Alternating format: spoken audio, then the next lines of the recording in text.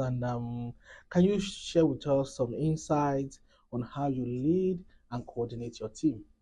So first, I believe that the leadership starts with the desire to serve, and um, the more that I know God, and the more that I see Him moving in my life, it just gives me a greater desire to serve, and so I try to reflect that. In and with my team. So I want them to look at me as a servant and not as a leader. First, by example, most of the days I try to get here early, and even when it's not my week to serve, I'm still active, and so I try to get I want the guys to follow by example. For example,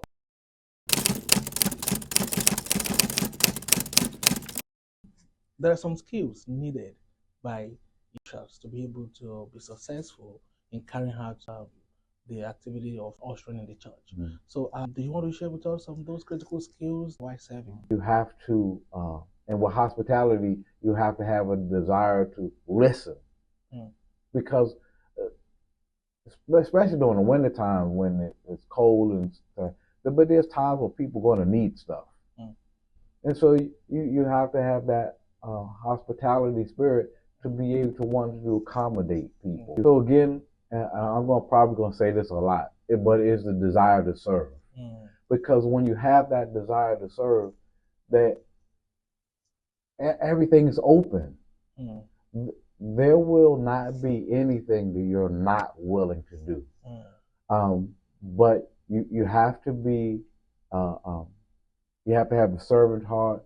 You have to have a hospitality heart, because you want to be welcoming to people. You can't be fearful. Exactly. Yeah, because there are times when we need to ask people to slide down. We need to ask people to move. There are times where we get put in situations that are not comfortable, but you can't be fearful.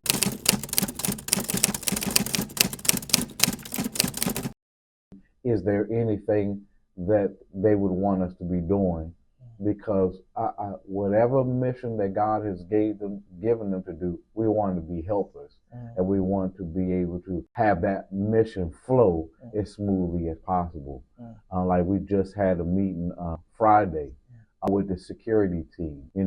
Sometimes you may think you're not be a part of that, but the security team said, "Hey, Steve, I think you should be a part of this." And I was glad that I came, because there was a lot of input that they needed, and then that the ushers need, and then I need to bring back to the ushers. So again, I want to stay close with them, with the leadership, so we can make sure that we are always on the same accord, and helping them to obtain that which God has given them.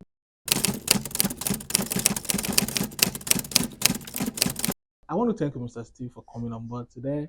I have seen a lot, and I think our viewers have learned a lot from you, because we've just tapped into your wealth of wisdom. And I think sometimes we can still come back to you to ask some more questions much later. So thank you so much for coming. And you're so welcome. It's so great. Have a great day. All right, you too.